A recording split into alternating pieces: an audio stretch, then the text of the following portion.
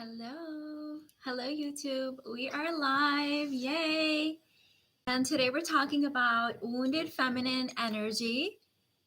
And we're talking about Asian women because I think when I use them as an example, it's going to make a lot of sense for everyone and why Eastern women are very, very feminine, but often they can be in their wounded feminine, whereas the Western women are more just in their masculine energy. And so we'll talk about the differences for both of those. And I think this is really going to help women of all backgrounds.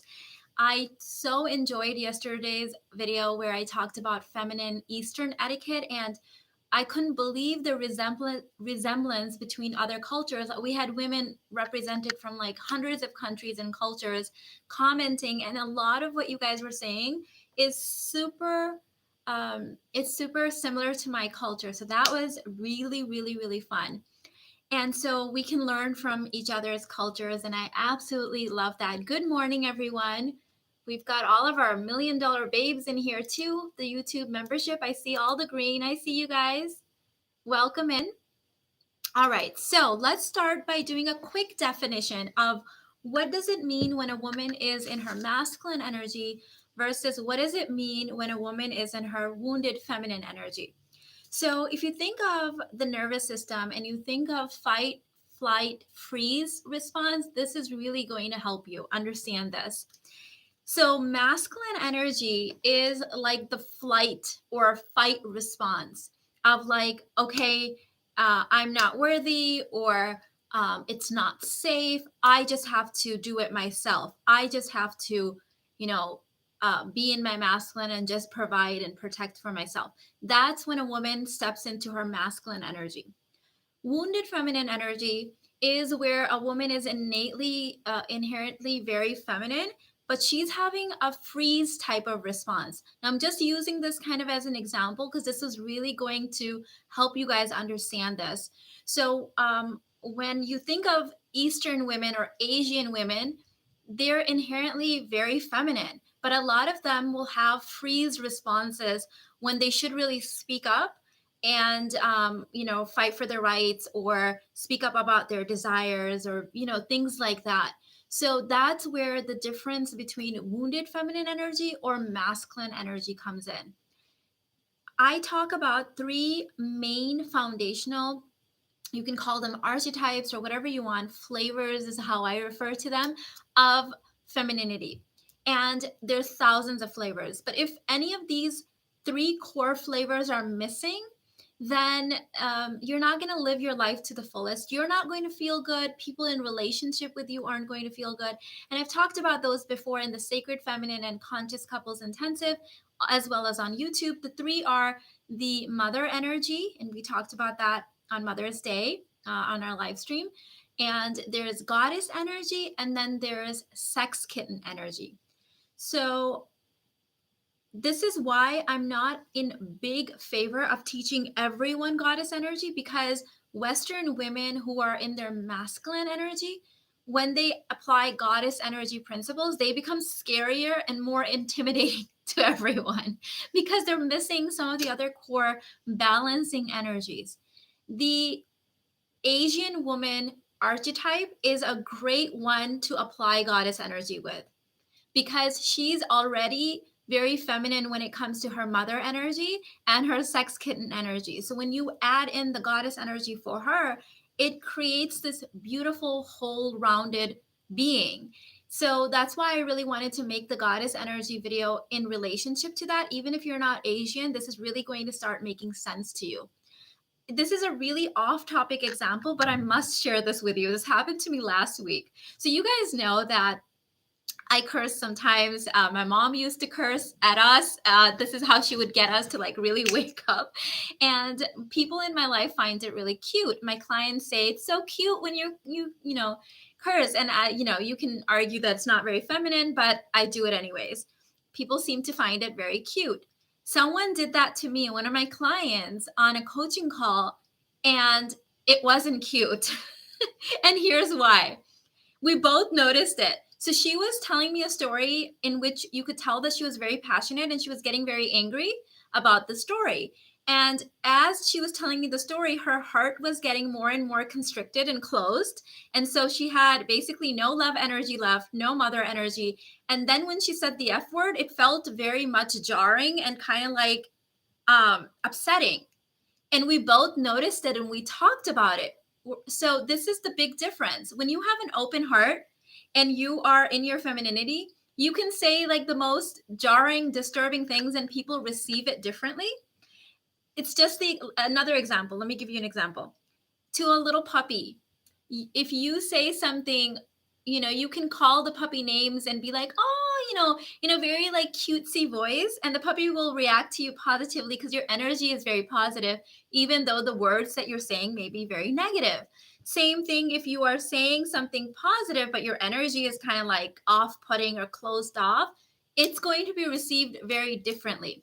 People read energy before anything else. That's why we say that only 7% of communication is verbal. The other 93 is far more important.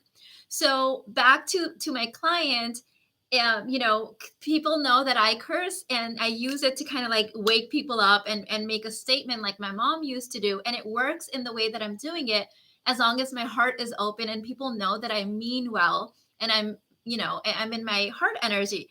But this was such a great example, even for my client, because she's like, whoa, that did not sound right. And I'm like, yeah, because you were telling the story and you're getting more and more constricted and you're upset. And then when you say it, it's very offensive. So it's not the words, it's the energy behind them. How does this apply to goddess energy? If you take a very masculine alpha woman and you try to teach her goddess energy, it's not going to be well received by people because we're just making her kind of scarier. But if you take a very feminine woman who maybe has some feminine wounds and she's uh, disengaged from her goddess energy, and you teach her the same goddess energy, it's going to be received very differently from people. So this is why when I work with Pakistani, Indian, Chinese, Japanese, like any of that, like that region, Asian women, and they're having trouble speaking or arguing, they're having trouble communicating with their partner without arguing or getting upset. What I can teach them is embody love and then scream at him. And it's very different than being closed down and then trying to say things and it's not received. And they're very shocked to see that their man is actually turned on by that, because you can scream and yell at your partner in a moment of passion of trying to get your voice or communicate, something serious. But if your heart is open, the masculine loves it because it's passion, it's feminine, it's nature. Think of the Latina woman, right? She will speak her mind. Like, you will know what's up. You mess up, she'll call you out, right? But she does it with an open heart. And so it's not ill received by the masculine. That is what wounded feminine energy and Asian women, kind of that genre of women, need to understand is you can have an open heart and say, I'm sorry, this does not work for me. And you can do it with a place of love. You can even scream from that place and it will be well received. In fact, I find that a lot of Asian men are desperate for this energy in their women because it's a disowned part of their femininity, and men want to worship the divine feminine. They really do, even if they don't know it. I know that this was such a big transformation in my own marriage because I was either in my masculine energy or trying to communicate from there, complaining, arguing, all that stuff. But when I got deep into my femininity, and from that place, I would sometimes be even harsher in my words, but soft in my energy. And I would get my husband to do whatever, I wanted. And it's really interesting because he pointed it out. So there was this recurring issue in my marriage years ago.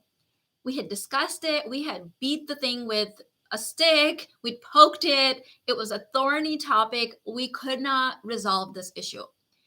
I had tried every communication style. I am a communication expert, so I know all of them, to try to get this point across, and nothing was working.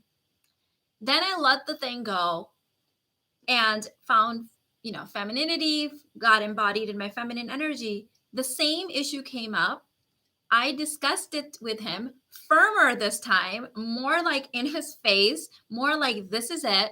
But my heart was open. I was really embodied in my body. And he goes, "You said it so differently this way. I totally get it." He's like, "Now it makes sense." But it's like I was actually harsher and more firm in my words this time. And I was trying to be nice before, but my heart was closed off.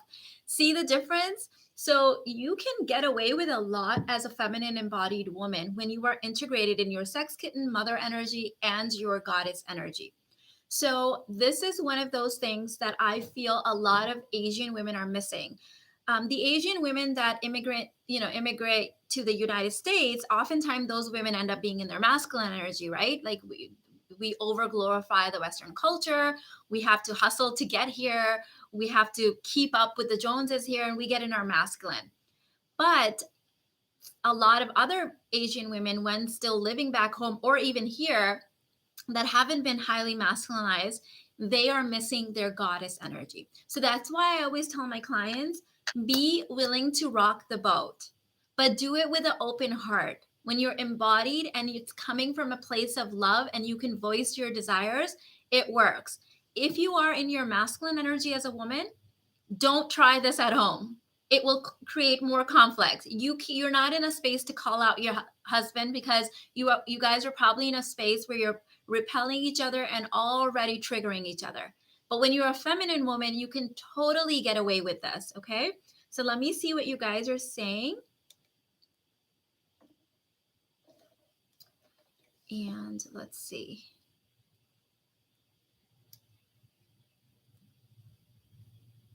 Yes, so true. Western and her goddess is a powerful, scary force. Yeah. It's not, and sometimes maybe that's necessary, but it's not going to bring you closer in your relationship or in your marriage.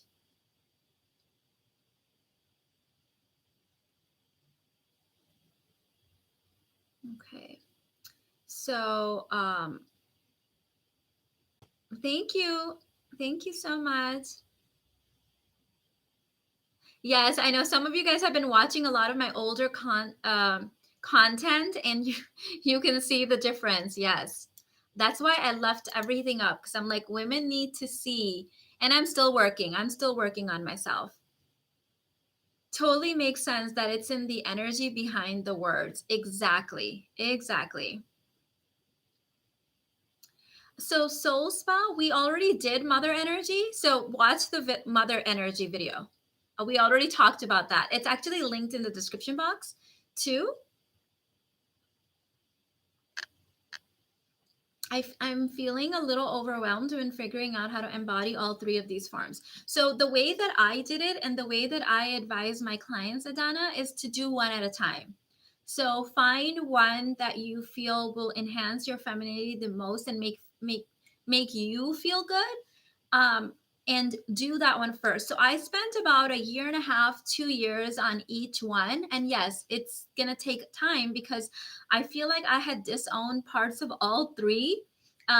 That's not usually the case with every woman. Like, usually women will have disowned either one or maybe two. I had disowned parts of all three. So I had to really like take my time, go slow. And my inner work has happened in layers. So I would do mother energy for a year and a half, go to goddess energy, and then come back to mother energy and like unlock a deeper layer. So when you try to do it all three, it's so overwhelming. This work is in the sacred feminine intensive. I also talked about it in the conscious couples intensive. Yep, you got it, Sunbeam. Okay, thank you, love. That helps a lot. As I think I only have one down, if even. Yeah, I felt like I had aspects of some of them, but not quite where I wanted to be. I set high standards for myself, and I didn't necessarily have outcomes attached to it. Like, if I do this, then he will do this. Like, none of that. It was just because I didn't feel good in how I was relating to people, and I just didn't feel good. So that's how I did it, just one at a time. Marina said, Mina, your work is changing my life. Still working on myself, but Learned a lot from your content. That's awesome, Marina. I'm so glad to hear this. And it's a journey. Remember that the feminine isn't so focused on the outcome. It's about the process. It's about the enjoyment. It's about who do you become on this journey? Like who do you become, right? And for me, I am committed to like growth and process for the rest of my life. So I'm not trying to like run and like get there today. It's I know that there's always going to be deeper layers that I will be unlocking, especially as I go through different seasons of my femininity, different seasons of my motherhood. So, yeah, it's a lot of fun.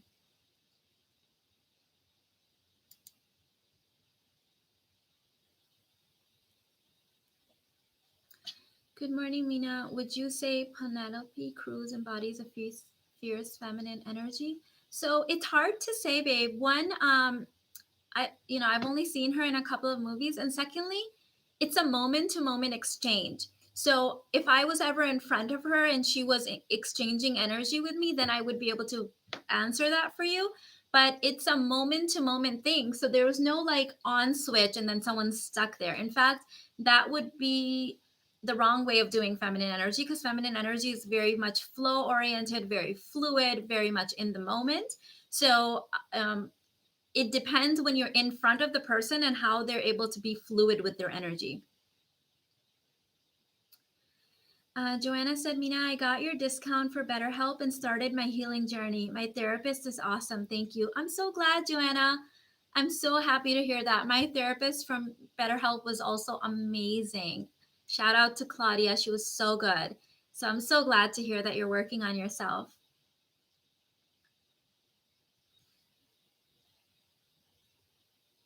In the movie Joy Love Club, the wife finally unlocked her husband's love for her when she stood up for herself. This is such an interesting point that you make. I haven't seen that movie, but I will. I talked about this in the Sacred Feminine Intensive.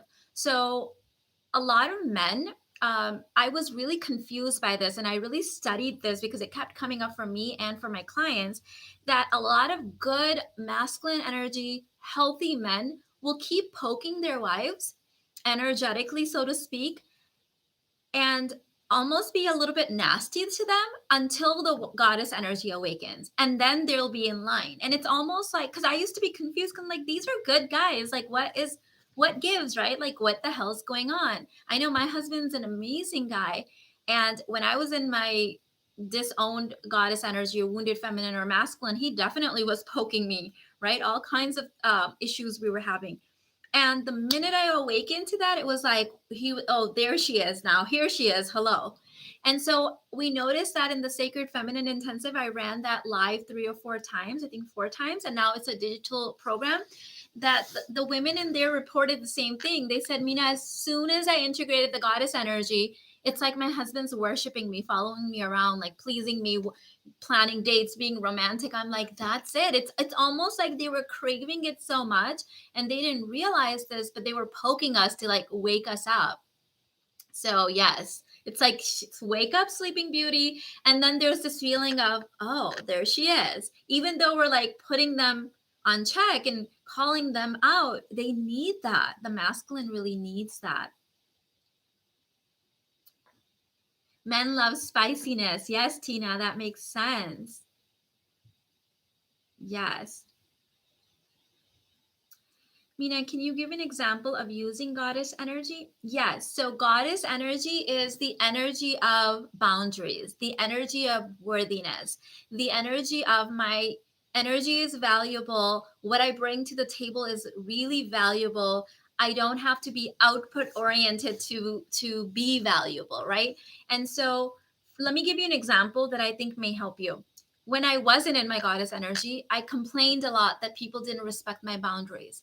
What I didn't realize is I freaking had no boundaries. People can't respect boundaries that you don't have, Mina. And so I would communicate my boundaries, and I didn't have any boundaries. So it never worked out. It created so much like disconnection between me and family and friends. And when I awakened my goddess energy, I never have to communicate my boundaries. Never, ever. They just know it. I honor them myself. There's an energy of worthiness. And from that day forward, I never had to communicate it. There were 2 instances where I decided to communicate them to my children so they can learn how to set them themselves. But other than that, with a grown person, never again. That's the difference between goddess energy and the other energies. Without goddess energy, if you got sex kitten energy, you'll be sleeping around, people will be taking advantage of you. But when the goddess energy comes in, she knows her value, and all of a sudden your sex kitten energy is contained by the goddess energy.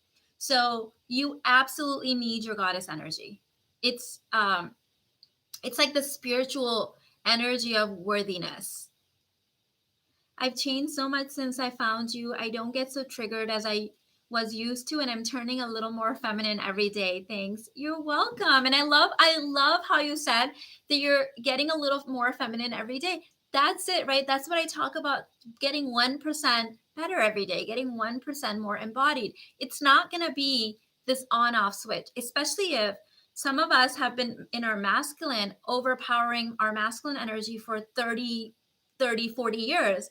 Well, when we come to this work, it can be quite overwhelming to switch over in one day or a week or even a year. So you have to do it in layers. You have to do it in layers of embodiment so that you're not spiritually bypassing or just getting information and spitting it out and there's no embodiment. So true, Mina. Thank you. I've really been needing to activate my goddess energy. Yes. So goddess energy is coming with an open heart. So your energy is very open. And then when you have goddess energy, it's goddess energy. You know, when we're closed off and contracted and then we're trying to goddess energy, that's just scary to people, right? That's just someone losing it. That's just someone, what's the word? Like being off hinge or level 10 crates. You know what I mean? So you need to be able to do it with an open heart where it's coming from an embodied place. And I have had several clients say, how come Latina women aren't so quiet or so soft spoken and men love them? It's because their energy is still very feminine and open. And when they speak their mind, it's coming from a different place than when a very masculine woman does it, right? When a masculine woman does it, it's almost coming with this kind of an energy. Can you feel the difference? I get caught on my masculine energy a lot. Yeah, and society is all promoting that, right? So I love masculine energy. It saved my life, right? Like I'm so glad that I'm very embodied in my masculine energy, but it doesn't serve my health, my well-being, or my relationships to be in my masculine energy all the time. It really doesn't. Even though I still value it, I don't use it all the time. Just like I like my swimming suit, but I'm not going to wear it to a formal evening event, right? That's inappropriate. So it's just an appropriate use of energy. This slow but steady journey is like unwrapping a present that will eventually reveal our best version of womanhood. Yes, I love that. I love the way that you put that. Yes. Trying to do it fast to get an outcome is like doing feminine energy through your masculine energy. Like how does that work? How does that work out, right? I'm going to pop out my chat here.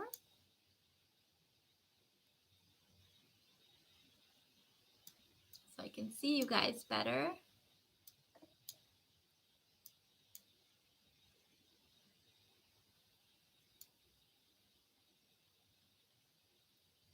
When you approach the same situation as a goddess, you are much more quiet. You're speaking with your energy. Yeah. So remember that communication is only 7% verbal. So you're using the very much more useful 93%. Yeah. Asma said, I use your advices with my father and also at work, and I like how it feels and how things get done. Yes, key point, Asma. I like how it feels. That's the interesting thing, that it feels good for you too, right? Because it's natural and authentic to us as women. Absolutely.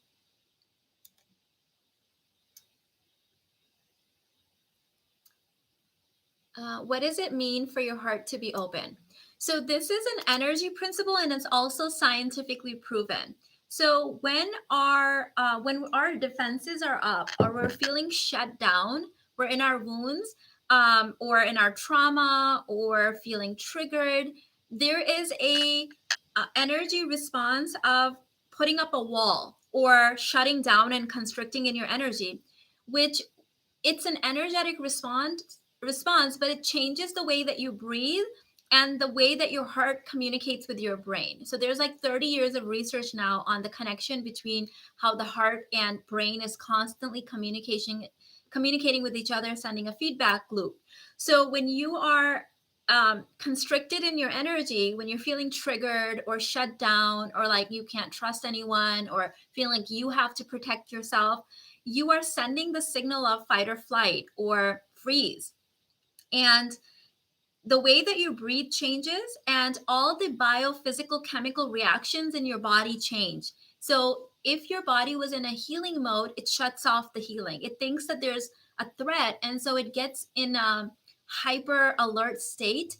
Also, your blood changes. Your blood, I think your blood becomes more acidic, I believe it is. So everything in your body changes. From that point, you could be using the sweetest words to communicate something, and people are reading your energy and it's not feeling good. Okay. When your heart is open, you are relaxed and embodied in your body. You're breathing differently. And all of the biophysical chemical reactions in your body are different. So if they hooked you up to monitors and brainwave machines, you would be behaving and breathing and acting very differently when your heart is open versus when you're feeling like fight or flight or freeze or constricted or triggered. So that's what that means. Like, uh, I've actually noticed that I become a lot more quiet than before. I feel the need to say less and do less. Not in a lazy way, but I let things just be the way they are. Yes, that's the feminine energy state. I'm the same way. And a lot of my clients say the same thing. The thing is that when you're quiet with your words, you're actually speaking quite loudly with your energy. So you're still speaking, it's just with the 93% that you had shut off before or used incorrectly before. Masculine energy also saved my life. I started to know my feminine is very confusing at first, but no, I feel I love myself more and like me very much. Yes, Jess. Yes, love that. Mother versus goddess. So mother is the energy of divine love and just unconditional love and acceptance, and goddess is the energy of worthiness, of boundaries. Uh, Thank you. I will post a link to my bed in the description box. I don't want to do it now because you guys know how it mutes me, but it's from the brand Meridian. I ask myself, how would a goddess or queen respond? That's beautiful, and that will help you kind of like shift it. Yes. Hello from Bulgaria. I'm glad that I found you. So happy to finally see you live. I'm so glad to hear that. Yay, thank you. Since working on my feminine energy, the type of men I attract is completely different. I love it. Thanks, Mina. Awesome, Mallory. It's I love what you said, because a lot of times women walk around saying all the men I'm meeting are feminine. I'm masculine, right? Like they don't realize that it's a whole different paradigm shift when you change. Also, Mallory, one thing I've noticed is the same men are responding to me differently. So it's the same man may seem feminine when I'm masculine and very masculine when I'm feminine. So they're always responding to your energy. So I love that. Thank you so much, Mina. Feminine energy has saved my life so many times at work. I live in Dubai and I see that Middle Eastern women know how to use their femininity. They sure do. They sure do. Asian women, the ones that are integrated in all three, they know how to use it. I saw this in a lot of my family members, like my cousins, especially the ones that were born and raised in Pakistan. Like some of them did not have their goddess energy and they got taken advantage of by their husbands, by their in laws, by like everyone.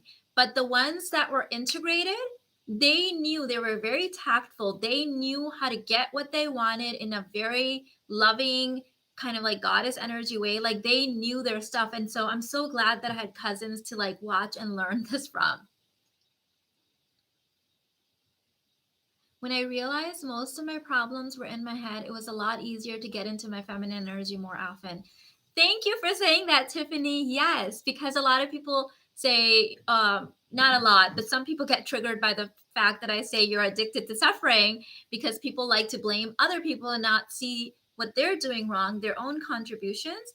But yes, so when you realize that it's our own paradigm, our own reality that we create, that then attracts those situations in our life.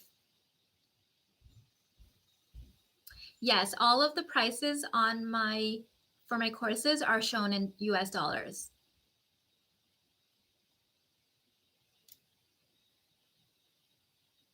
Same here. The men are completely different in responding to me. They want to be next to me quietly. I love it. That's when they're like really seeping in and being nourished by your feminine energy, but you're not even having to speak with your words. What do you mean by rock the boat? So basically, be okay to walk away and stick with your boundaries. That may be one way, or be okay to have the difficult conversation with an open heart, or be okay with not opening the door if someone shows up unannounced, or be okay with not answering the phone call if there's a difficult relative that keeps calling you. Whatever the thing is, you don't have to play the nice girl. So, rocking the boat means being okay with not being the nice girl, because you are not a people pleaser anymore. Like, you understand that how people respond to you depends on your own worthiness and how you respond to you. So yes. Thank you, Queen. She said, thank you for being you, Mina. Thank you, babe. I appreciate that. Thank you. When you say that about noticing how feminine men are, hit me like a ton of bricks. I am the woman who always says that, and it made me do a complete checkup of my feminine journey. Thank you for being so honest. Yes, I why do I know this stuff so intimately? Because I've been through all of this stuff in my own life, in my own journey, and then had the pleasure of having thousands of women from all colors and backgrounds and religions and age groups and seasons of life go through my work, through my programs, my coaching, and it made me realize we're all going through the same stuff. We're all making similar mistakes. We all have the similar journey and embodiments that we can switch on or switch off to get what we desire. So at the end of the day, it's really about living our best life. And if that means that I have to own my part, like, think of it this way. I feel like some women get stuck in the point where they rather be right than happy. If you rather be right and unhappy, go knock yourself out, right? That you can always do that. I decided it didn't matter who was right or wrong, as long as we were all happy. The other thing I want to point out, and I don't know if it relates to this video, but it may be helpful for someone. I'm in a point in my journey, and I've been here for about 2 years, 2.5 years, maybe a little bit longer, where when I see anyone or any situation or any circumstance, I don't see the need, or I can't even do it if I wanted to know, to blame anyone. So I can see any situation and guide the people to fix it. And if a couple of my clients have said this, and I had a family member say this to me a while back, are you saying it's my fault? And I'm like, honey, there's no fault. There's no fault. It's not your fault. It's not the other person's fault. It's not anyone's fault. Let's fix it. When you are getting stuck in whose fault it is, you can't fix it, because now you're in the problem consciousness. Congratulations. You rather be unhappy and right and have it be the other person's fault. So you get a trophy for that, but now you're still unhappy and the problem isn't solved. So what you have to realize is it doesn't matter whose fault it is. Most of the time, it's not anyone's fault. I can't even find fault if I wanted to. All I see is the solution. Like, how do we fix it? And that's why it's so much easier to be happy, because I'm always solution oriented. Oh, let's fix this. Oh, that's what we have to do. Same thing with my clients. I don't focus any energy on who's at fault. Let's fix it.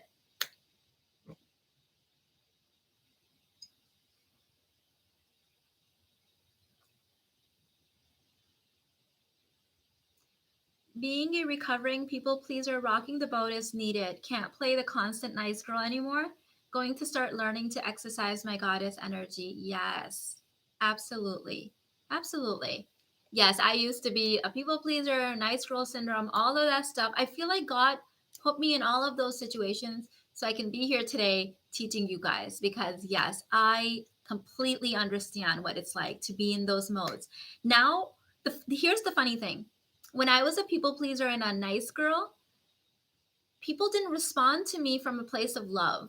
I don't think I was very loving either. I probably seemed very manipulative because I wanted them to like me. And that's like kind of manipulation energy, if you can kind of tap into that, right? When I stopped trying to please people or be nice and just be myself and have an open heart and be authentic, people started connecting with me from really a place of love and started seeing me, even if I'm setting boundaries, is coming from a place of love. And so that was the shift, that, oh, people pleasing is not an energy of love. Nice girl is not the energy of love, right? So it's quite manipulative if we really go into it. When you stop blaming others, you don't need to forgive them. You said this, Mina. It helped me a lot when I judge others. Yes. Yes. I shared that story with you guys, right? Like, I had to do all kinds of rituals and things to forgive people. And then it's like, well, if I blame no one, I just eliminated so much inner work. Blame no one, just fix the thing. Yes, people pleasing gets a bad response. People will abuse you. Yes. So in the Asian culture, I noticed in my own family, in my extended family, that the my cousins or aunts that were trying to be a nice wife and a nice daughter-in-law and please everyone got treated like crap. And the ones that weren't trying to be a good wife or a good daughter in law or be a people pleaser, everyone thought they were the perfect wife and the perfect daughter in law, but they weren't trying. So I'm like, that's so interesting how people perceive you differently. You lower your value when you're trying really hard to get people's love. It's like you have to win them over. What are you saying? You're saying I'm not inherently worthy for who I am. So, yes, that was such a big wake up call in my own life, watching how different relatives got treated in the energy that they were embodying and sending out. So, yes. Um, because the energy that comes from people pleasing is the same as nagging and smothering energy. Yes, yes. I can feel into that, Misty. It's smothering energy. Yes. I know what you mean. Mm-hmm. Codependency is manipulation. When I realized that, I decided to stop. Yes. It doesn't feel good to be on the receiving end either, because you can feel that people are being insincere.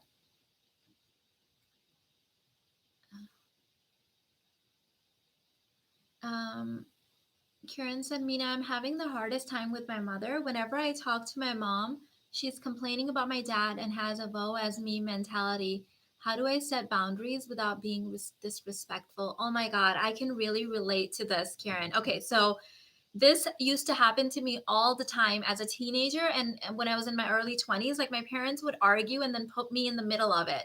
And no matter what I said or what I do, I had at least one parent mad at me, thinking that I'm taking the other parent's side.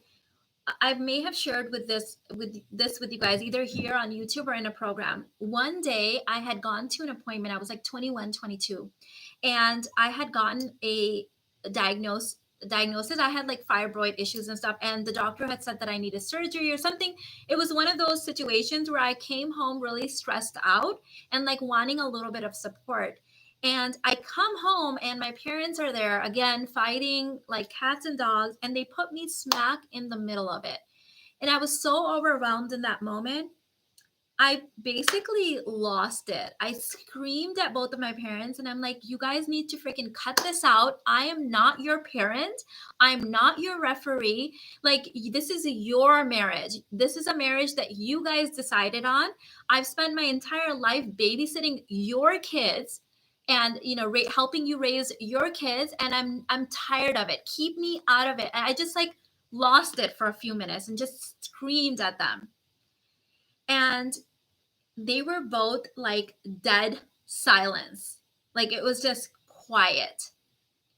And then I was like, have you ever considered that I'm a human being and I have needs too, that I might be having a bad day and that you need to be parents to me? Otherwise, like instead of using me as free babysitting and free housekeeping and all this and that, I'm like, I've had it. Like, you guys need to cut it out. get it together or get a divorce. And so they like after that point they stopped coming to me with all of their BS and stuff. So that was a little bit of that goddess energy and setting the boundaries, and I feel like my parents needed a wake up call to snap them out of it. So sometimes you need to just have that conversation. I had a relative that had to do that with their parents too. This relative had a really difficult life, difficult childhood, finally gets married, is, in their honeymoon phase, and their parents are constantly messaging them and all this stuff about their relationship. And he did the same thing. He was just like, look, this is your marriage. You need to figure this out. Keep me out of this. I'm finally happy and I'm finally settled in my life. Like, let me enjoy my honeymoon. So sometimes you need to just tell your parents. So have that conversation. Thank you so much, Yana, for the super chat. She said, I had an overactive sex kitten. Oops, I lost the question. I had an overactive sex kitten and have gotten taken advantage of. I now own that I'm irresistible and alluring. Just needed to goddess to contain the kitten. Yes. Yes. It's like the goddess is like the spiritual bodyguard. I love it. Yes. Beautiful. So happy for you that you found that. Yes.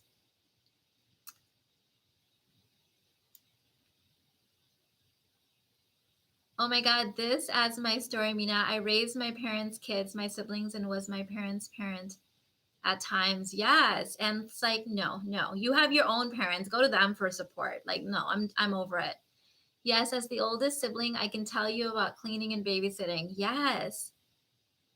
Yes, you need to set those boundaries with your parents and your siblings. I had to eventually set them with my siblings too. It's like, okay, you guys are grown now. I've got my own kids. I can't be mama to you all the time. So, yes, you need to set those boundaries with people. And they're better for it. They're very successful and happy now.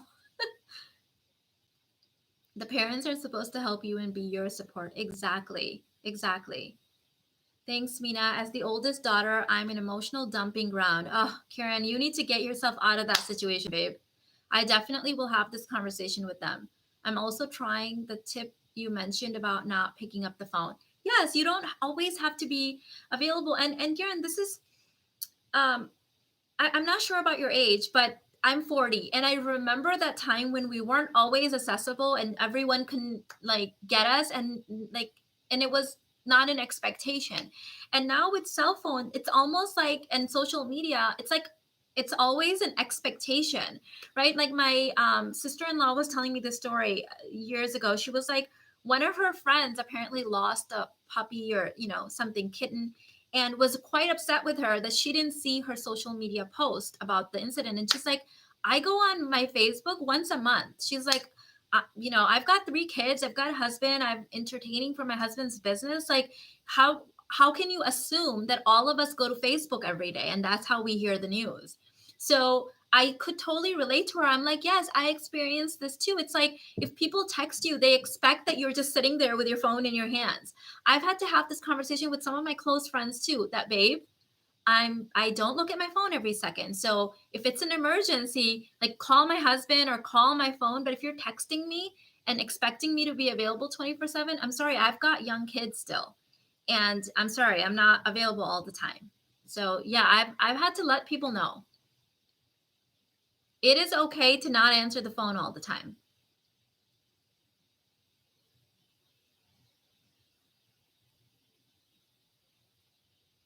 Oh, whenever I count your blessings, I count you twice. You're gonna make me cry. Are you serious? That is the sweetest thing ever. Thank you. Ah, Mina, this one's hard. My mom looks to me for financial support. It's so hard to put up a boundary because in my culture it may be seen as abandonment. Yep, same as my culture. I did it anyways.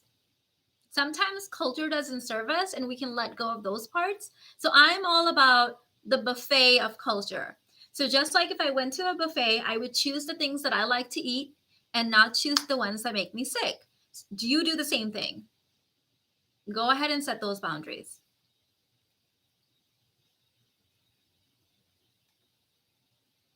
I was the masculine container for my mom after her divorce. Oh my goodness. Yes, that's a lot to bear on your shoulders. You deserve to live your life. Oh, thank you. I think I got it from TJ Maxx like years ago. Thank you. That's the goddess energy, right? That's the energy of I love you so much and this is what I can do. This is what I'm available for, and then that's it. Yeah, Misty, whatever excuse you need to have. Yep. Yep. Yes, immigrant parents want you to take care of them. Like I'm the baby of the family and send more money than I have ever gotten back home. Yeah, that's I know. I'm sorry, Tina. And the thing is, my parents did that for their parents and their family members their entire lives too. So it's like some of us have to break that generational curse. I'm all for breaking those kind of weird entanglements. Yes, I just placed boundaries with my mom. She consistently said she didn't need a man, but constantly relied on me. Yeah, so it's like you were the masculine container. So it's like, mom, you do need a man, and I'm not it. Thank you, T Rose. No more people pleasing. People don't want that from you, anyways. They don't. They want you to be you.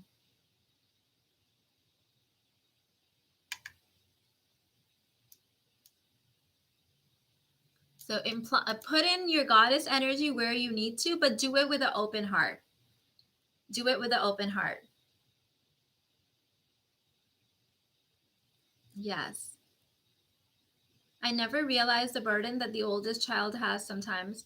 My husband will be 40 this year and had to take over with his mother and siblings at 18 when his father died. I think I understand. Oh, yes. Oh, my God. I have several clients in that situation where they're married to men or other, family members they have where actually one of my best friends, her husband's in that situation where the father died really young and he was the oldest son. And when she got married to her husband, there was just so much drama. And strangely enough, he had been married twice before where the mother had ruined the relationship because he was like the surrogate husband to her. It's so messed up. Mina, I will enroll my daughter when she turns into a teen in one of your programs. I currently transfer all of your knowledge through me, but I know this is very essential. I'm so glad, Rakila. It is. It is because we need to embody it. We need to teach our kids through our modeling. Rakila, you reminded me, I don't know why, this has nothing to do with you, but you just reminded me of something that happened with one of my clients. And I was in shock. I have to share this with you guys. So one of my clients, actually, this is a recurring thing in the Indian Pakistani community, but I can use this as an example. She was living with her in-laws. Well, her in-laws were living with her. So, this client and her husband, they split the bills 50-50. And then she had in-laws, so she had to deal with all this drama, all the stuff. And so when she was like, if I say this will happen, I'm like, babe, you're like, first of all, you're doing 50-50. So you are basically a provider. To be a provider and then be stuck with difficult in-laws where you have no say, like, it makes no sense to me. I'm like, go and check into the Ritz-Carlton, like that will be cheaper and you'll have more sanity, right? So we talked about when she came to my work, she was like, there was no way that I can get rid of my in-laws. And like, we're not getting rid of them. We're finding a new home for them because they don't need to be living with you and causing so much turmoil in your relationship. You can visit them, they can visit you, but they need their own household. So anyways, she came in saying there's no way it can happen. Long story short, we did it in 2 weeks. They are now living in their own place. But here's the most interesting block that my client have that left me shocked. When we were talking about what blocks were coming up for her, why she couldn't have this conversation, why she kept blocking herself and moving her in-laws out, she's like, well, if I do this, then my kids won't want to keep me in their house. And I'm like, I think I must have said the F word. Because I was like, are you freaking telling me that of all the misery that you have had with your in-laws being in your space and pretty much almost causing a divorce in your marriage, that after that whole experience, you're going to take yourself and go and insert yourself into one of your kids' marriage? Like, are you freaking kidding me? And she's like, oh, oh, well, that's just how it's done in my culture. I'm like, well, we stopped that. That's why you can't have the conversation, because you want to ruin your kid's life later, and you can't ruin your kid's life if your life isn't ruined by your in-laws. And that was the one switch that did it for her. And she was able to go and have the conversation very firmly with her husband. And in 2 weeks, she came in saying, there's no way this is going to happen. I've tried everything. In 2 weeks, in-laws in their own space, everyone's doing well now. We're at 60-40 with the husband providing. So next goal, get him to provide 100%. He can definitely afford it. He just hasn't been doing it because the in-laws were there saying all kinds of things. So that was my client being willing to rock the boat. That was her willing to rock the boat, because I was just like, no, we're not going to let you ruin your kid's life. So cut it out. But you see how that happens? It's like we have all of these really weird, twisted beliefs. And then we're like, it's like, are you seriously going to infect your kids with this generational curse? Like, no. Ilona said, LOL, when Mina drops the F-bomb, it's over. Yes. Yes.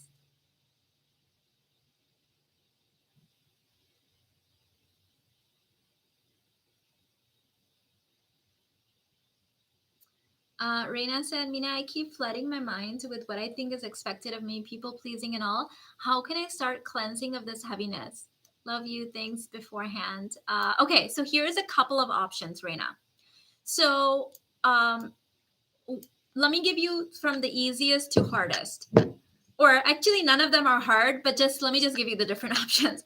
Number one, I would say if you do the basic babe course and use the 6-step process in there to write out all of your limiting beliefs and work through them, that's a great way.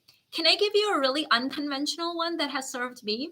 This was putting myself into friend groups or having friends that were not Pakistani or Indian.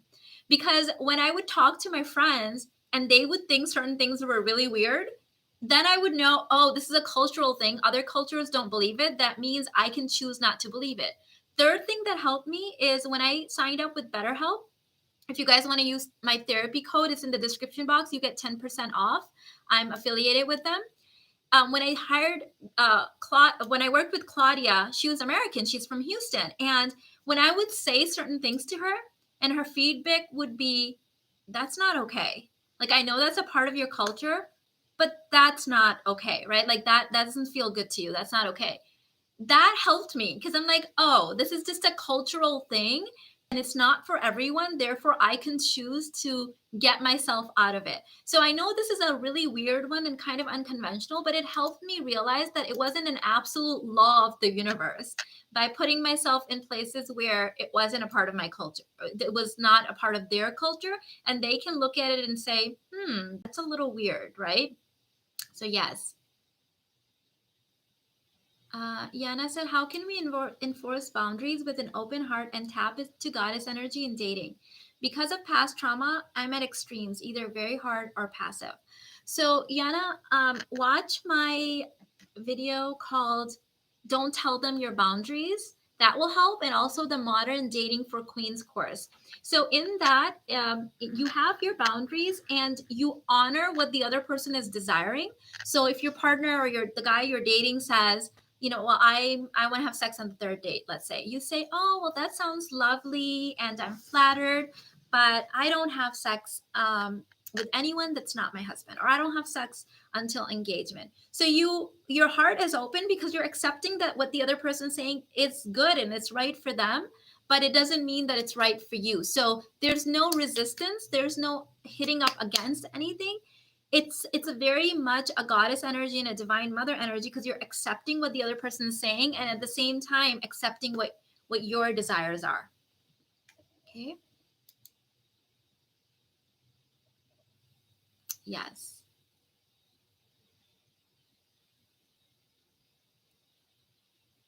I'm really enjoying this live today. I was feeling a little wonky, but snapped me right back to reality. Love that, Tony. Yay. I feel there is an enormous amount of guilt as a South Asian woman in terms of clothes, manners, talking to opposite gender family relations. I love how free you live. It's refreshing. Yes, Kieran, I dealt with all of that stuff. Yes, I know what you mean. There's a lot of cultural, yes. And we can choose. The funny thing is that when I followed all those rules, I don't know if you guys know this about me. I wore a hijab for 2 years of my life. I don't know if I've shared that before. Like, I've done the thing, okay? People were always complaining. No one was happy with me. I was like, I would lay down for someone on the ground so they didn't have to walk on a puddle, and they would say Mina laid down the wrong way. Like, that was literally my life. When I woke up in my goddess energy, wear whatever the hell I want, say whatever the hell I want, do whatever the hell I want, the people in my life that are like got closer to me. Some fell off, obviously, deselection process, but my husband, my in-laws, my kids, my close friends and family members, if I can use this word, literally worship the ground that I walk on, goddess energy. And they love it. Like, my in-laws even say that they like that I'm blunt. They like that I'm honest. Like, when we ask you something, like, you say it like it is. Like, it's like my sister-in-law has said this. Irfan's aunts have said this. Like, we know what we're getting with you. There's no games. There's no manipulation. There's no beating around the bush. Like, what Mina is saying, it's how it is, right? So people respect you and honor you more. So a lot of it is about that rocking the boat, not being afraid of being called names and things. That happened too in my previous life. When I started enforcing these things, I got called all kinds of things. Those people are not in my life anymore. They don't exist. So having to cater myself to those people's expectations and lives would have been such a soul sucking experience, and they don't even exist. I don't even know if they're alive, right? So I get to live my life the way I want to. That's what I teach my kids too. Like, do whatever the hell you want.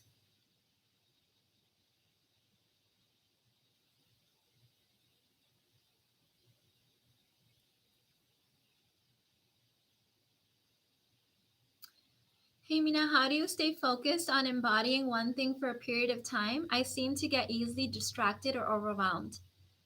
Decide that you get to do it, and you don't get to overwhelm. You don't get to be overwhelmed. It's a nervous system programming for you. So decide that you get to have this. Usually when there's a subconscious block, like we feel like we're not worthy of it, or we can't, there's a story, that's when we keep blocking ourselves. Decide that you get to overcome it. Right? Use the 6-step process and the basic babe to write out the stuff. Projectors are actually very good at focusing on one thing at a time. That's how we're designed. We can focus on one thing, really enhance it, really amplify it, really study it fast, master it. So that's the beauty of being a projector, is that we gain mastery relatively quickly compared to other people. So what might take a generator a whole lifetime to gain mastery on, 10,000 hours or whatever, the projector can do in a relatively short amount of time because of how our energy works. So that is a subconscious block for you.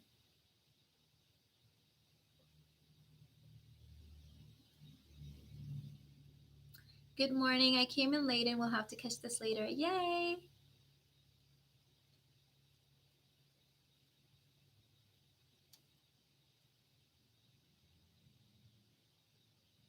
Thank you, Alexa. You can decide to drop overwhelm. That's very much a decision that I get to be focused. I get to get this done. I get to let go of overwhelm. Like, see your different image now as a different version of you. Like, literally change that as your personal reality. That was me too, always overwhelmed. I will say that embracing minimalism has really helped me. Eliminating decision fatigue has really helped me. I let Irfan make like 99% of the decisions because I really honestly don't care as long as I'm happy. I don't care whether we do this or that. And the funny thing is that the more decisions I let him make, the more he's always asking for my preference anyways, and I can give him my desires and he gets to make me happy.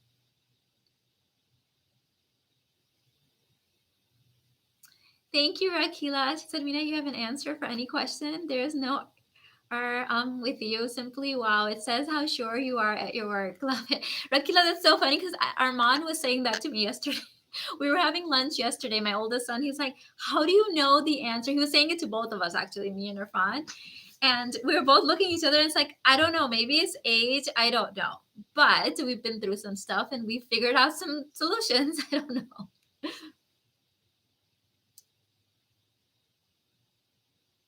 I get to let go of overwhelm. Yes, I get to let go of frantic energy. I get to let go of overwhelm. I get to be calm, peaceful, decisive, sure, all of that. You need to be able to see yourself as that first, though. You need to be able to see yourself as that. Let me make sure of time too, because I have to cook some. Oh, thank you, Kestis, joined the $1 Million Babes membership, the Friday prayer squad. Thank you.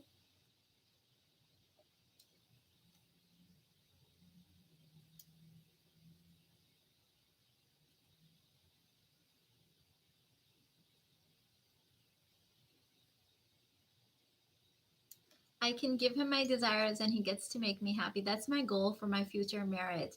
Yes. And Lona, here's the thing.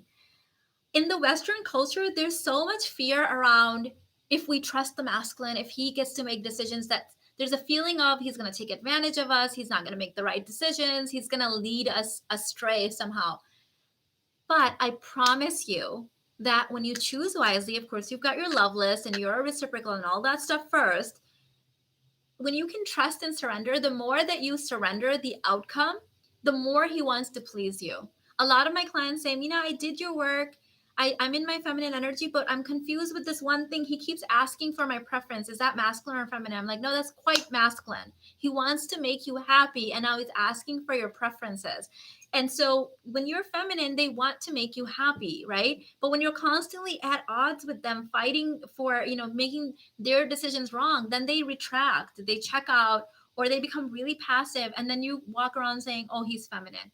No. So someone asked in a few lives ago, someone said, can you do a video on adulting? First of all, I don't like that word at all. I think it's not a word that my generation uses. Maybe I'm kind of like, I'm weird about that word. But I wouldn't be a good person to teach adulting, because here's what I think adulting means and how I've solved this problem. Adulting to me, I'm not saying this is good for everyone, but adulting to me is marry a competent older man and let him handle all the stuff that I don't want to handle and live my life in joy and peace. So maybe that makes me a really bad role model. I don't know. But honestly, I don't care whether we get this brand of pasta or that brand. I don't care whether we live in this city or that city.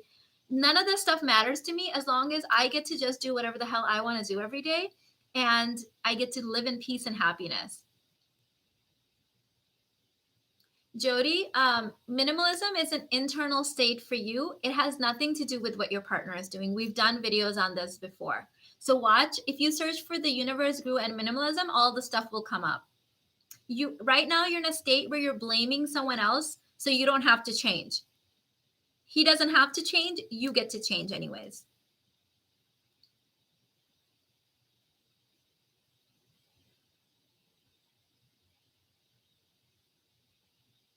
Okay, so what was that guy's name? Does anyone know the pastor minimalist? Joshua Becker, was it? I interviewed him on my channel. I'm totally blanking out. So Joshua Becker said that when he would do minimalism events, the wife would come up and say, I would do minimalism and I really like it, but the husband won't let me and he's a hoarder. And 20 minutes later, the husband would come up and say, I would love minimalism and I really like it, but the wife is a hoarder, or she's the one that can't let me. And so he talked about that in our interview, if you want to search for that. And so, we like blaming other people, but it's us. It's us. So in my marriage, the same thing happened. I thought Irfan was the hoarder and he thought I was the hoarder. And then we both just did it.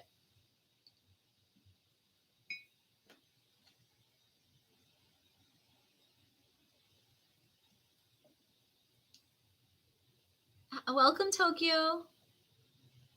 I'm new to your channel and this is my first live. I'm so excited to be here. Your videos have been helping me so much. Yay! Yes. Yes. Welcome in. So Jody, yes, search for Universe Guru Joshua Becker interview. He talked about that.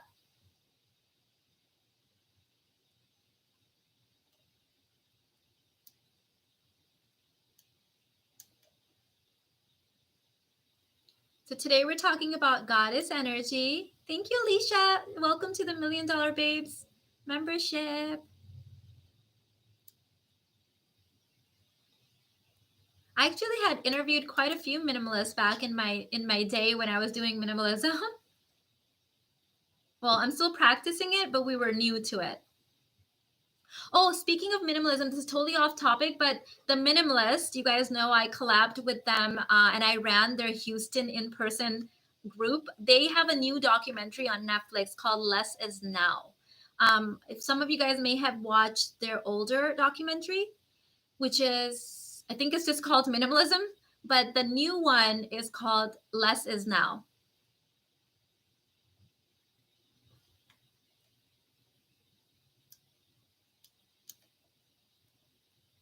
You guys can check that out on Netflix.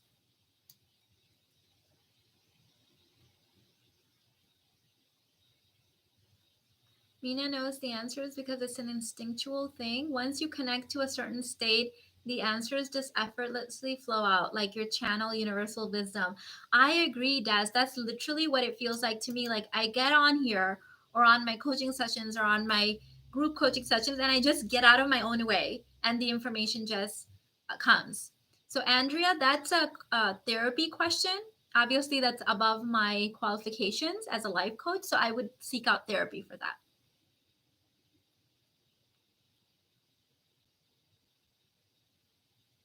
Yes, having less stuff really helps with overwhelm.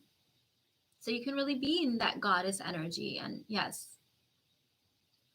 if you are a projector too, I would highly advise it. But I mean, for everyone, but especially as a projector, we want to channel our energy in the right ways. And so things should really serve us, not overwhelm us, not bog us down. Decision fatigue is a really big thing too, sometimes for projectors. So that's why I let Irfan make all the decisions. If he asks for my preference, if I have one, I tell him. If I don't, I'm like, surprise me. Just let it be.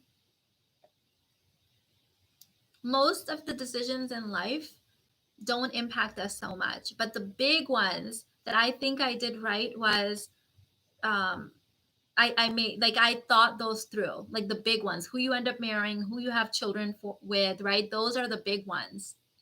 Quality over quantity, yes.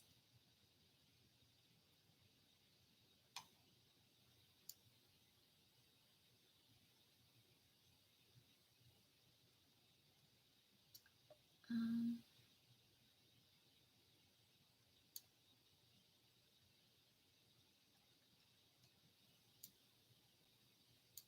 is fatigue to work equal to bitterness? Well, does it make you feel bitter? It depends on how it makes you feel. I think what made me bitter the most was people pleasing.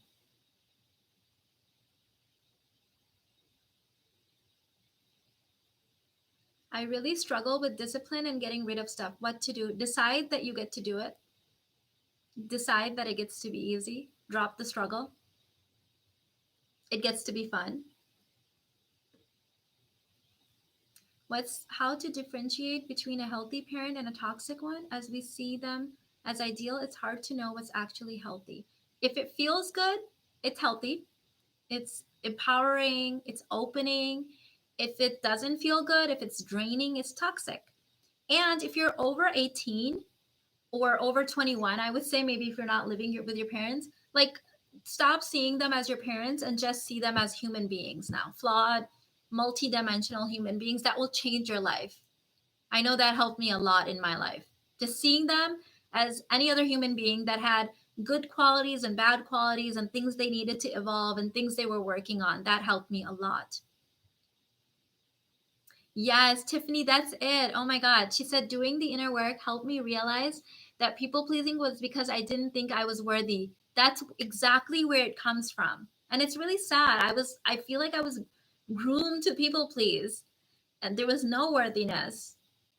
And then when you do it, there's a lot of guilt or shame or fear that comes up, but you must walk through it. You must. You must. That's one of those things that you have to face. Otherwise, you spent your entire life for other people, and other people won't even appreciate it. They won't like it.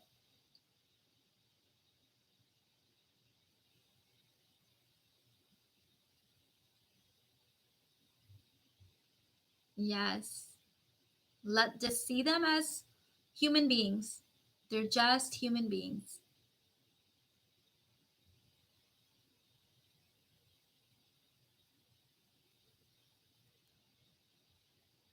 Yes, seeing my parents as people helped me drop a lot of struggle. Yes, Tony. And I see sometimes women in their 30s or 40s still acting like the little girl in front of their mom or dad. And it's like, you're a grown adult now.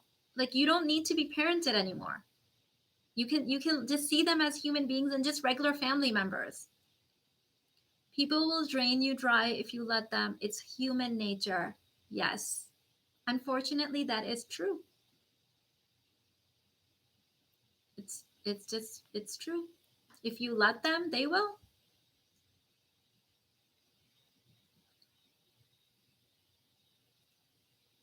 Yes, Jody says, similar to when you financially support a man and they turn around and resent you, and they might not even know why they're doing it. It's like it's all happening subconsciously, and they may be just as confused as you are. Yes.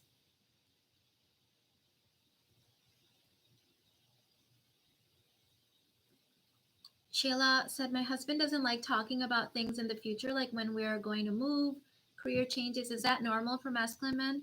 Should I drop it and lean back? So, men love talking about that stuff with you when you're leaned back and it's their idea. When you are trying to get that energetically from them, they shut down. So, yes, definitely lean back and then he'll do it. But not, they don't like to talk as much as we do. Remember that. This is scientifically proven. So my husband brings up those kind of things once every couple of years, and it's fun to hear his goals and all that stuff. And then that's enough. I don't have to hear it all the time, because if you do, that's coming from a place of insecurity, right? Like you need reassurance and validation all the time. That's too much. Yes, that takes time to heal, Charlotte. Took me a long time. A people pleaser needs a lot of reprogramming. And I feel like it happened in layers for me. Right when I thought it was done, I'd see myself doing it again.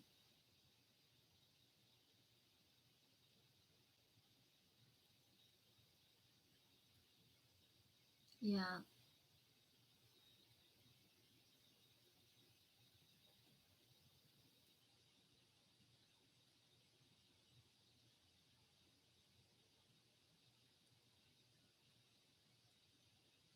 I keep doing things for my family and I think I have no expectations back from them, yet I feel so frustrated that my help is not acknowledged or like it's no big deal. So, Kieran, stop doing it, reset the standard, and then when you do the littlest thing, it will be very much appreciated. You have to like reset it almost. Especially, here's my thing with giving or doing anything for anyone. If it makes me feel so good in giving and doing that I don't need an appreciation, I don't need a thank you, I don't need anything in back, because doing the thing felt better to me than I can even imagine how it felt to them, that's when I do it now. I don't do anything or give anything out of obligation. I just don't. Or if I need, this is one thing I had to tell my dad, because he spent his entire life doing things for his family and then being super bitter. And I was like, I heard it for decades until one day I was just like, I feel like you had bad intentions. And he was like, what? Like, I did this. I'm like, I know, I've heard it for decades, many, many times. But the fact that you have sat there this entire time and expected a thank you or whatever the hell you're expecting means that you had bad intentions. So if you did it out of the goodness of your heart, forgive them and move on, let it go, because you can't die being bitter, right? And he let it go. He let it go. He was mad, of course, when I said it, but he let it go. My dad was a completely changed person the last 5 years of his life. I had this huge healing transformative thing with him, whereas we had a very like difficult relationship before. He was always there, but difficult in the sense of like I secretly blamed him for the child abuse and things that had happened to me without even realizing it. So it was really kind of weird, but the last 5 years were so healing for both of us. He had completely changed. No, the personal power is different from the she power. The personal power is more about like owning your insecurities, owning your truth. And the she power is more about awakening that like deep goddess energy. It's like the combination of goddess energy and sex kitten energy. It's like a marriage between them. They're both really, really good. But she power is definitely one of my favorites. I love it. It's really, really activating. I think especially for women from cultures where it's not okay to speak up, it's not okay to be sexy, it's not okay to be in that goddess energy, she power will do something to you.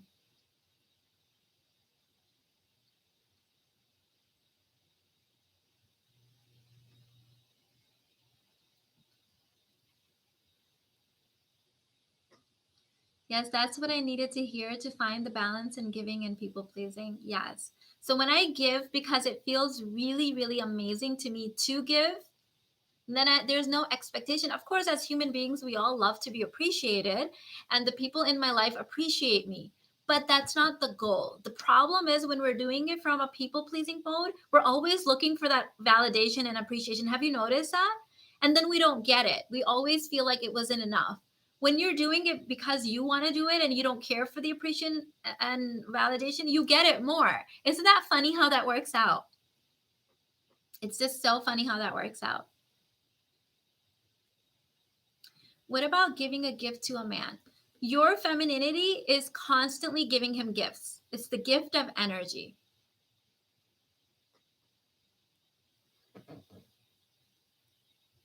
Okay. Mina, as an Eastern woman, how are we supposed to use our own masculine energy to be successful and protect our life without hurting our femininity? Since I'm still single and no support from family. So you need to learn how to switch it off when you come home, so that you don't become so stuck in the masculine. Learn from the Western women. Like the mistakes we've made here is that they don't know how to switch it off when they come home, when they get off of work. So you can definitely use it. I still use my masculine energy. I love my masculine energy. I have nothing against it. But I know how to switch it off. And I also know when it's time to switch it off.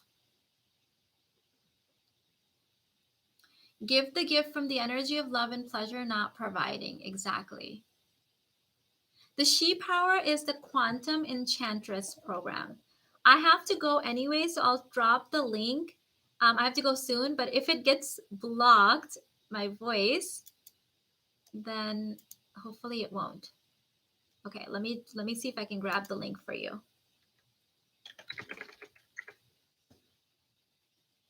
I think I should change the name of that program to She Power actually. I think I did in the banner. Okay, here it is. Here's the She Power course.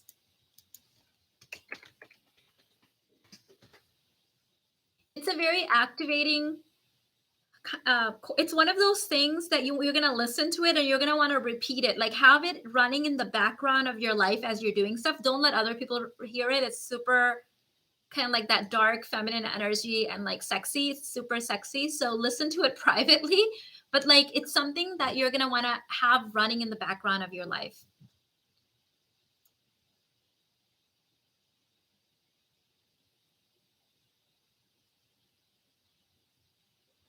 Thank you, Ash. I appreciate that compliment.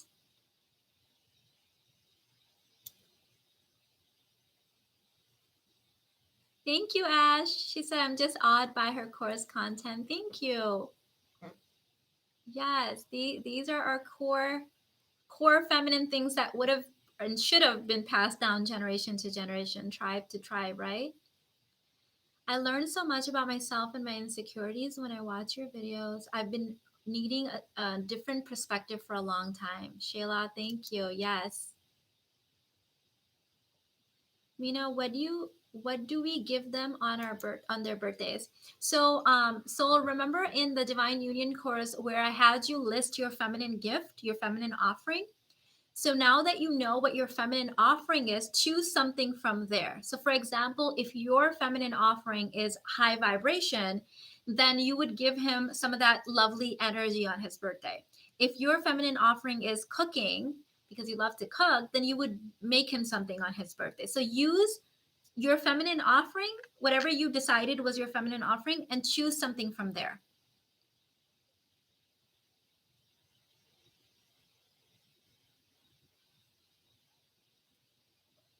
So then it's just kind of a natural extension of your feminine energy. I remember my husband, I've shared this with you guys, he would get so mad when I would buy him a present. I could never understand it. So now he just gets energy presents from me. That is a gift. I want you to get out of the thing that that's not a gift. So you said, so no gifts. No, it is a gift. It's a feminine gift. We have to get this thing out of our mind that the masculine way is the right way, and then we're doing something different. No, it's all the right way. We're just women and we're choosing to do it in a different way.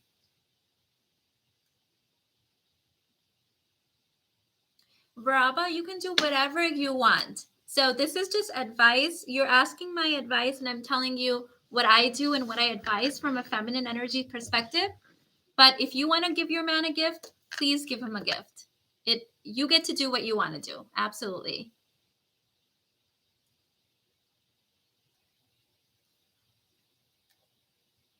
Yeah.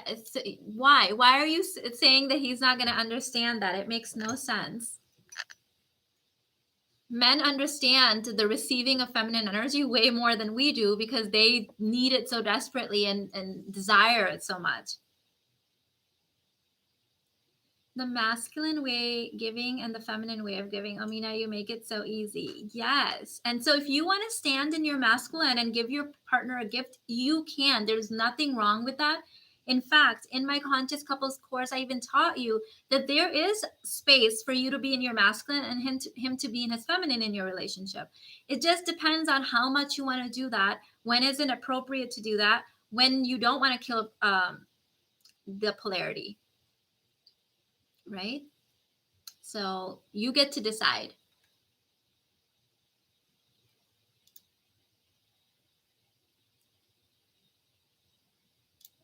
Thank you, Reina. God bless you too. Thank you.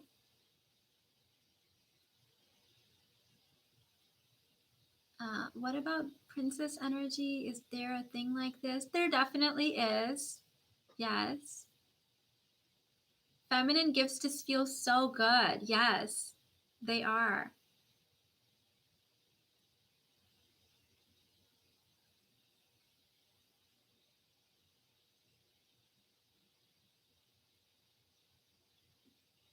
It's always refreshing to see you. I feel off when I don't get to watch your video in a day. Thank you for all that you do. Thank you, Sonia. I appreciate you. Thank you. Yes, absolute free will. You can choose to do whatever feels good to you.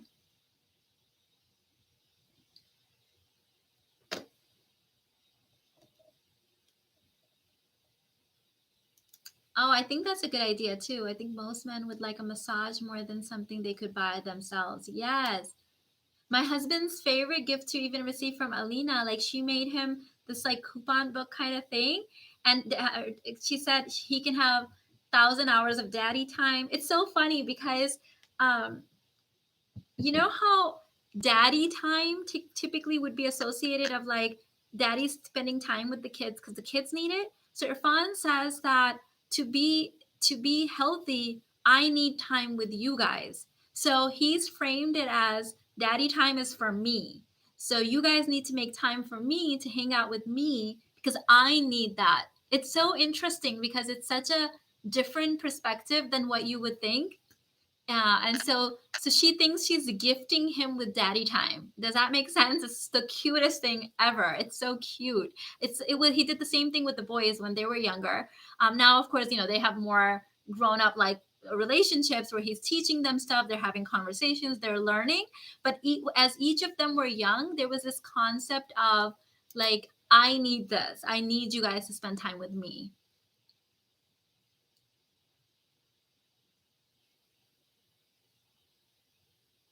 I will watch this live again and take notes. I'm listening while gardening. It's so relaxing doing both. Oh, I love gardening. Ah, yes.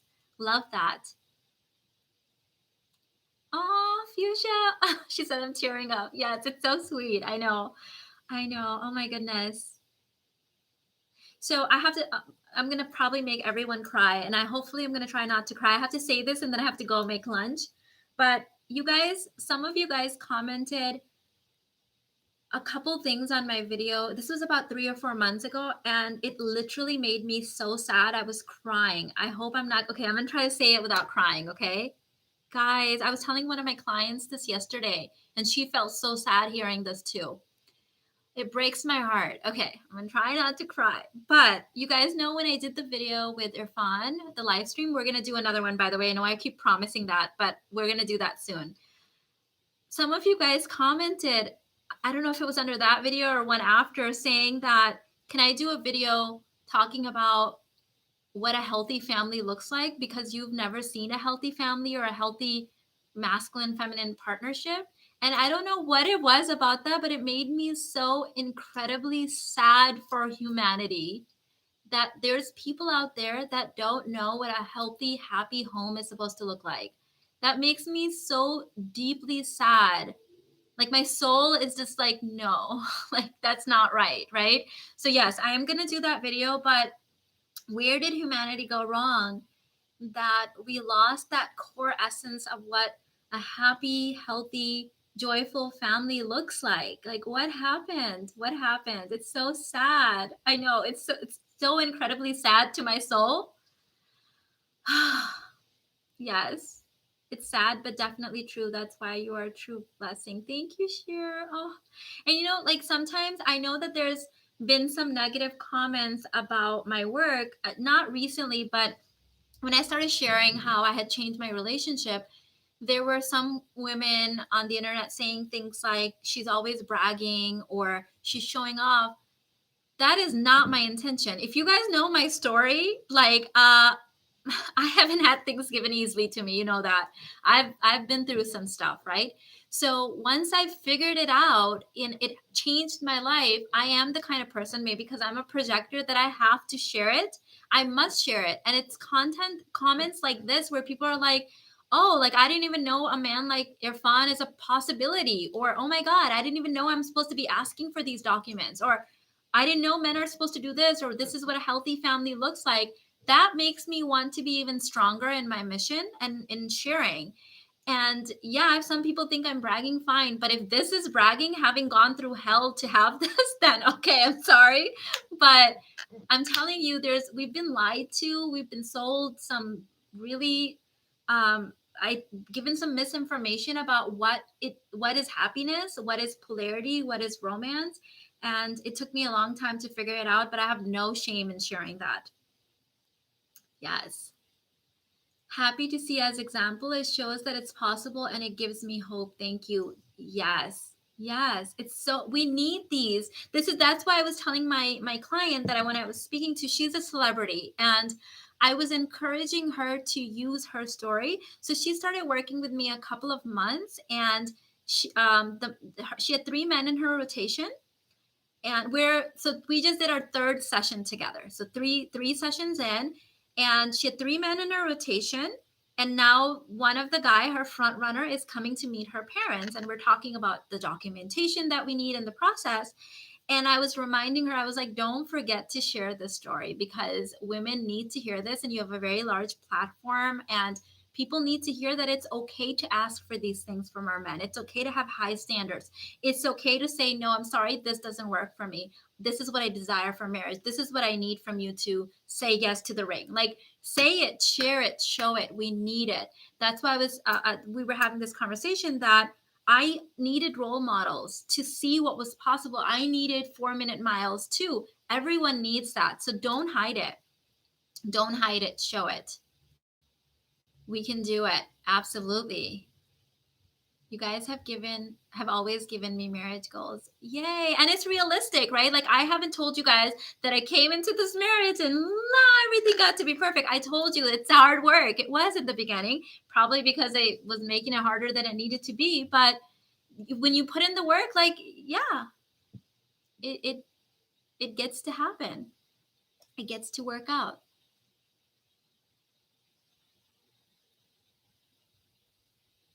Mm-hmm. Yes, we get to work it out. The one other thing I'm going to say before I leave you guys, I really have to go make lunch, is that sometimes I will get clients, or I've seen this also on Married at First Sight. You guys know we're kind of obsessed with that show, where people will say, I want what my grandparents had. They were married for 50 years. Or I want what my parents had. They were married for 30 years. And there's a little bit of a problem with that I sometimes see. Nothing wrong with, obviously that's their model. But the problem is that you're trying to compare someone's 40-year journey and like using that to weed out people on the third date. Can you see the problem with that? So you don't know, you may have seen the outside of your grandparents' marriage where they were loving and joyful together and they worked through stuff. But remember that there was a part of their journey that you didn't see, the hard times, the difficult conversations, the times they had to forgive each other, the times that they had to work through difficult things. So I just want to put that in perspective, that I think all of you guys can have happy, delicious, yummy, romantic relationships. In fact, I truly believe that relationships get better and better and better over time, because you work out things and you talk through things. And yes, everyone has some certain deal breakers. I certainly do, that are like absolutely no-nos, but everything else you get to work through. You get to resolve it. Yeah, some of that will be really difficult. You may need therapy, you might need coaching, you might need space, you might need to choose each other over and over again in your marriage, but that's part of the journey. And so sometimes we forget those things in our grandparents' journey or our parents' journey, or if someone online, right? Like if you look at my journey now and you look at mine and Irfan's relationship now, and if you didn't know all the stuff we've had to overcome together, then it's sometimes even easy to get discouraged, because you might be dating someone and not seeing that vibe right away. But like Irfan and I didn't have that vibe right away, right? Like we had to work through it. So yes, you got this. So many of us will bypass all the stuff you had to go through because of you sharing. Thank you so much. Yes, I hope so. I hope so. That's the goal. I absolutely believe in you guys. Go and have a fabulous day, and I'll see you guys live again. On Friday, I'm having a live with one of my lovely students. She's in the CEO Boss Queen program. She is a kick-ass embodiment coach. She's got an amazing practice, and she's also a projector. So we're doing a live stream on Friday on projectors and overcoming burnout and embodiment. So I'm super excited about that. So I'll see you guys then. All right, bye. Thank you so much. I'm gonna go make lunch now.